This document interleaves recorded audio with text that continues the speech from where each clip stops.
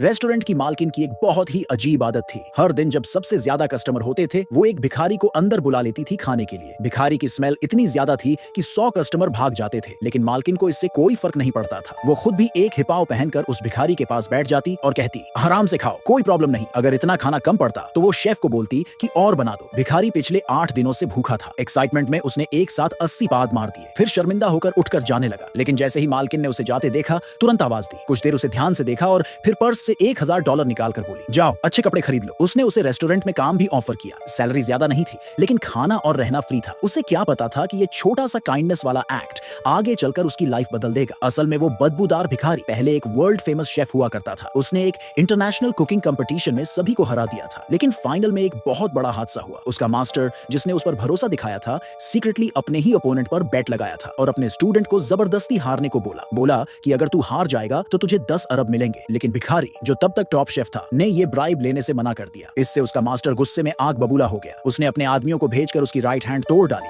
ताकि वो दोबारा कभी खाना न बना सके। और इतना ही नहीं, उसकी मां का दिया हुआ लकी चार्म भी छीन लिया और उसी से उसे धमकी दी। मजबूरी में भिखारी को फाइनल में जानबूझकर एक सिंपल सा एग फ्राइड राइस जलाकर हारना पड़ा। लेकिन इसके बाद भी उसका मास्टर नहीं रुका। उसने उसकी हाथ को पूरी तरह से बर्बाद करवा दिया ताकि वो दोबारा शेफ बनने का सपना भी न देख सके। तब से वो भिखारी सड़कों पर जैसे तैसे पेट भरने के लिए जी रहा था। अक्सर वो रेस्टोरेंट्स में बस कुछ छांव या बचा हुआ खाना ढूंढने घुस जाया करता था। वेटर उसे बहुत घटिया नजरों से देखते थे, लेकिन मालकिन ने कभी उसे बाहर नहीं निकाला। उल्टा एक दिन तो उसे बर्तन धोने का काम भी दे दिया। एक दिन रेस्टोरेंट पूरा भरा हुआ था कस्टमर से, लेकिन हेड शेफ ने काम करने से मना कर दिया। उसने धमकी दी कि अगर उसकी सैलरी में हर महीने $3000 एक्स्ट्रा नहीं मिले तो वो रिजाइन कर देगा। मालकिन ने साफ मना कर दिया और उसकी जगह अपने ट्रेनी को किचन में भेजा। लेकिन जैसे ही खाने की प्लेट्स सर्व की गई, कस्टमर नाराज हो गए। खाना बहुत बेकार था। पूरे रेस्टोरेंट में अफरा तफरी मच गई और गुस्से में सारे कस्टमर चले गए। तब मालकिन को एहसास हुआ कि प्रॉब्लम कितनी बड़ी है। उसे पता था कि हेड शेफ जानबूझ के ऐसा कर रहा है, लेकिन फिर भी वो उसके आगे झुकी नहीं। उसने कहा, मैं रेस्टोरेंट बंद कर दूंगी, लेकिन ऐसे चीटर इंसान को सपोर्ट नहीं करूंगी। इसी बीच एक फेमस माफिया रेस्टोरेंट में आया। उसने पूरा रेस्टोरेंट बुक करने की डिमांड की